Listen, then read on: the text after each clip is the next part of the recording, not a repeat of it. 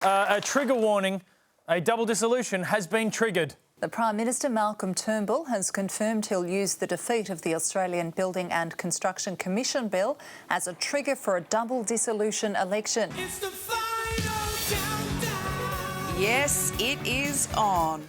It's on! It's on! Oh, it's on! It's happening! Oh, leave no soundbite unbitten, no voter undecided, leave no baby unkissed. Yes! It is on! So, it's on. It's an election, but we cannot go into this unprepared. What should we do, Virginia? Well, gird your loins, because from today, Australia begins a gruelling 74-day pseudo-election campaign.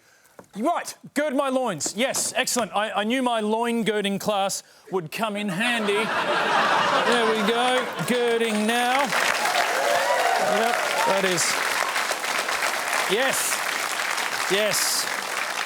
And they say it's a dying art. I beg to differ. Right, loins are girded, it's election time, let's talk about it. There's absolutely no reason for us to be talking about elections today.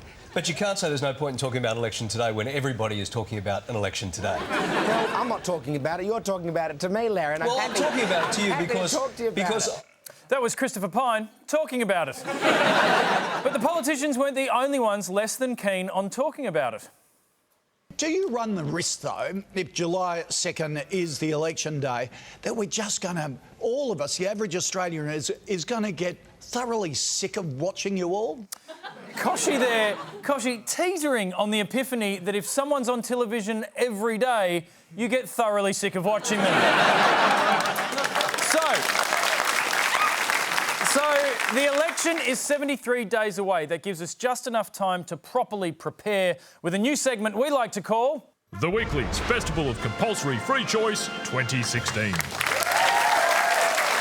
Now, something everyone needs to be aware of is that our ballot papers are going to look a little different this year. For the first time ever, logos are going to be printed on the voting forms alongside candidates' names. Now, this is to avoid some of the confusion that happened at the last election. There has been ample commentary, I'm sure you've seen it, suggesting that it was purely your name, the Liberal Democrats, and the position on the ballot paper that confused people into thinking you were the Liberal Party. Do you accept that some of the people that voted for you would have made that mistake? Yes, we do. David Leyonhjelm courting that crucial completely by accident vote. No chance of that happening this year with the Liberal Democrats logo appearing beside his name. So how does a party choose a simple, identifiable logo? Well, Crossbench Senator Ricky Muir took the task very seriously. We then decided to reach out and see where the recognition was, whether it was in the Australian Motor Enthusiast Party name or indeed of that of my own name. At the end of the day, no, it's not about making the party actually about myself.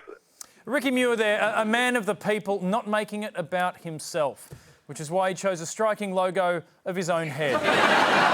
You know, they could have gone with a car, but I don't want to vote for a car. I want to vote for a man. A man who enthuses about a car. And just look how enthused he is. God, he looks enthused. I wish I could be that enthused. I mean, I'm so enthused. I feel all Ricky Muir. I could do ads for him like this. Hi, I'm Ricky Muir and I approve this message. How good a Holden. I'm enthused. So, Liberal, Labor and the Greens went for a more classic look. The Renewable Energy Party discovered the perfect emoticon for smug renewable energy voter, while the Drug Reform Party kept things subtle. But it was South Australian Senator Nick Xenophon who caused the most controversy with his bold X logo. Now, this stirred up the ire of the Australian Sex Party, who threatened to lodge a formal objection. One of your three concerns raised with the AEC is that voters would see the X and think that is the sex party. Why do you think people would think that? Well, I think X sounds like sex. X and Yes, yes, people see X and they think sex. A lesson learned far too late by the great civil rights campaigner Malcolm Sex. No confusion surrounding the Sex Party's own logo. I mean, come on. Come on, Australian Sex Party, you missed your one chance to prove that you stand for more than just grown-up winky time. All right, to prove that you're not just the butt of some childish joke. Why couldn't you have picked something more meaningful? You know, a symbolic logo, like a clear bowl to represent the transparency of good government, filled with the keys to our nation's future.